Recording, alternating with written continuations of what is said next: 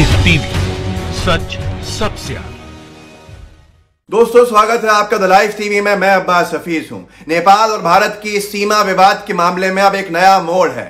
आज तक ऐसी घटना नहीं घटी। सबसे दुखद घटना नेपाल भारत की सीमा के ऊपर आज घटी है, जब नेपाली पुलिस ने सीतामढ़ी इलाके की जो सरहद है वहां पर अंधाधुंध फायरिंग करी और हमारे मजदूर जो गरीब खेतों में काम कर रहे थे उन पर करी। 17 गोलियां चलाई गईं, जिसके अंदर हमारा एक युवा भारत का वो खत्म हो गया, शहीद हो गया, उसकी मौत हो गई। नाम है डिकेश कुमार। डिकेश कुमार की आयु है सिर्फ 25 साल। दोस्तों, उसके साथ ही 2 और युवक जो थे उनके पैरों के अंदर गोलियां लगी हैं, वो अस्पताल में भर्ती हैं। पर इसके बाद भी मोदी सरकार से सवाल करना शायद गुनाह है। गोदी मीडिया का समर्थन मोदी सरकार को प्राप्त रहेगा।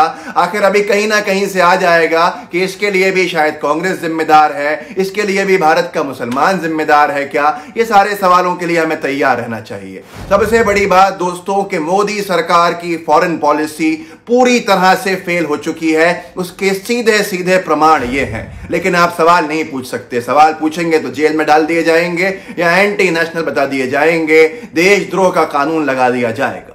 आज तक इतिहास में नेपाल हमारा साथी रहा। नेपाल से हमारे संबंध हमेशा अच्छे से अच्छे रहे। लेकिन नेपाल से पिछले 6 साल में जब से मोदी सरकार आई है, एक ऐसा देश जिसका पूरी तरह से जो हमारी तरह है उससे हमारे संबंध तार तार हो गए। दोस्तों, आज तक हमारी परेशानी होती थी पाकिस्तान जैसे देश की तरफ से हमले, और उसको हम संभालते थे और वहां से सारे इस तरह के गंदे काम होते थे जिससे हमारे लोग मारे जाते थे, और वो अपने आप से बाज नहीं आया। मोदी सरकार ने 6 साल में क्या किया? जो ये कहकर आए थे मैं देश नहीं झुकने दूंगा, 56 इंच की छाती चाहिए। वो 56 इंच की छाती कहां है कि देश का हाल क्या हो रहा है? जो लोग ये कहते थे कि देश नहीं झुकने दूंगा, कि नेपाल जैसा हमारा साथी आज तक जो हमारे साथ था, पिछली सरकारों की फॉरेन पॉलिसीज की वजह से हमारे आसपास के देश हमारे साथ थे, आज वो नेपाल चाइना के साथ चला गया है।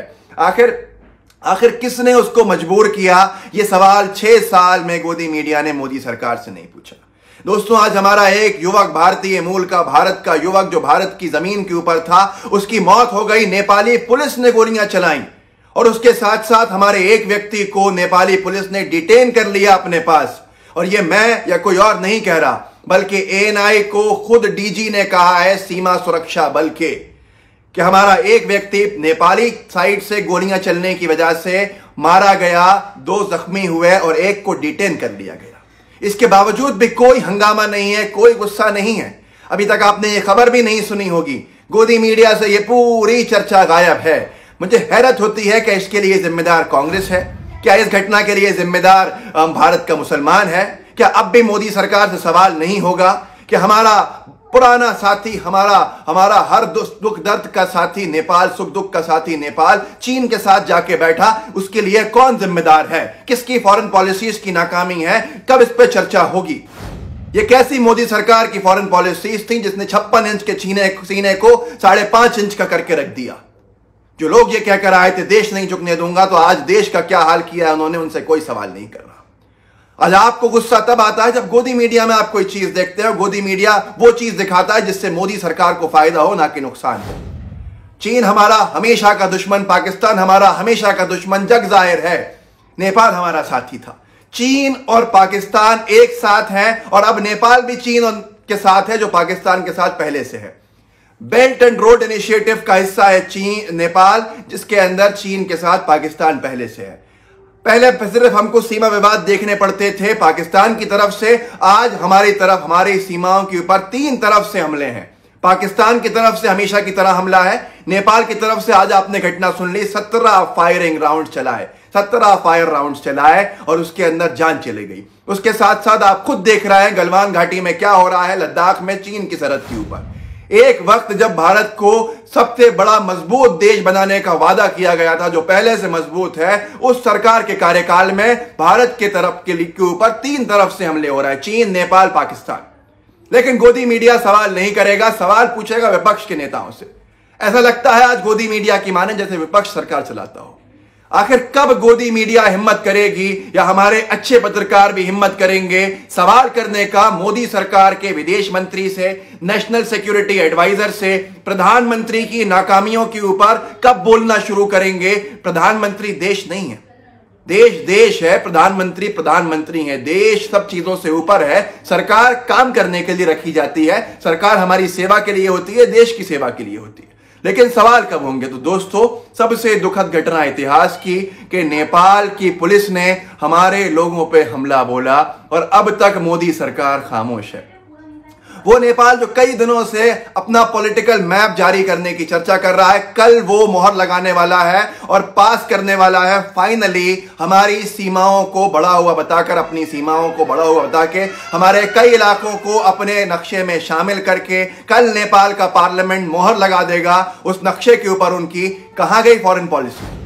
कहां है फॉरेन पॉलिसी? क्यों नहीं कह सकते कि फॉरेन पॉलिसी मोदी सरकार की नाकाम हो गई है? जो सुब्रमण्यम स्वामी खुद उनके सांसद कह रहे हैं कि ये टूट फूट गई है, इसके चिथड़े उड़ गए हैं फॉरेन पॉलिसी के। अब मोदी सरकार को एडमिट करना चाहिए, नमो सरकार को, और इसको नया बनाना चाहिए, ये वापस रीशेप करनी चाहिए। लेकिन मीडिया क्यों नहीं सवाल कर रहा? ये सबसे बड़ा सवाल है।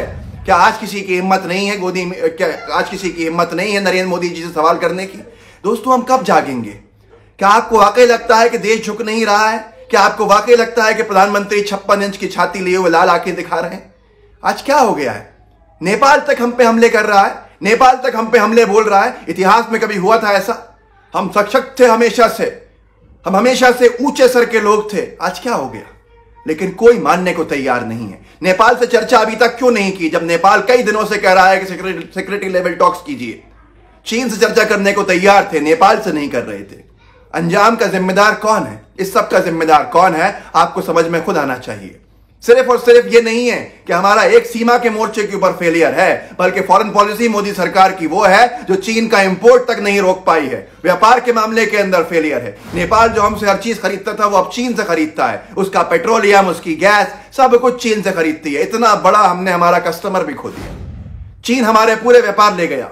चीन का इंपोर्ट बंद नहीं हो रहा है। चीन का बहिष्कार करने की बात करते हैं आम जन से, लेकिन खुद उसका इंपोर्ट नहीं रोकती है मोदी सरकार। आखिर ये किस तरह की सरकार है? सवाल करना पाप है। तो दोस्तों, पहली बार इतना घटना घटी है। अगर आपको लगता है कि अब भी किसी को लग रहा है कि मोदी सरकार की फॉरेन पॉलिसी फेल नहीं हुई है, तो मेहरबानी करके उसको इस वीडियो को रूबरू उससे कराएं, इस वीडियो को आगे बढ़ाएं और हमारे चैनल का बेल आइकन जरूर दबाइए ताकि आपको वीडियो मिलता रहे। जय हिंद, जय भारत। लाइव टीवी, सच सबसे आगे।